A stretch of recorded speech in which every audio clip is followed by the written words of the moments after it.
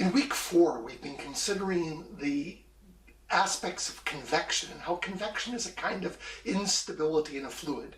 The instability causes a rise and it causes a fall, and we get circulation patterns. One of the things that's fascinating about this, though, is it doesn't have to be restricted to simply liquids or simply air, but it can also take place in rocks, that if rocks are under enough pressure or warmed enough, they become plastic and we can create convective cells. And so the connection in this Quirky connection section of week 4 asks you what's the same between a pot of porridge, the Hawaii Islands, and sunspots. And the answer, as you can guess from the context of this week, is that they're all a kind of observation or manifestation of a convective process.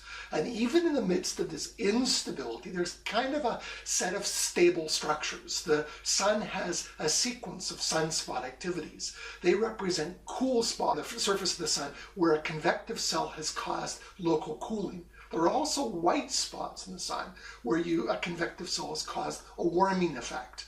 Within the crust of the Earth, there's local hot spots where a convective process has sort of bubbled through the mantle and produced a spot on the surface of the Earth which is hotter than other spots. And this is quite characteristic of many of the volcanic islands that exist in the Pacific.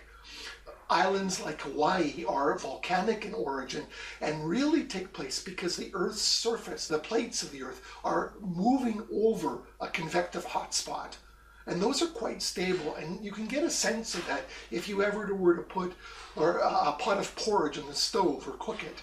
If you look at the pattern of formation within the bubbling of the porridge pot, you'll see that the bubbling takes place in fairly characteristic areas, that you get a spot which is clearly a hot spot. It might be a spot on the stove where your element is warmer, or it might be a spot where the pan has better contact, or it might be something that's created by the motion itself. The motion itself organizes itself around a basic instability and becomes stable even in that instability.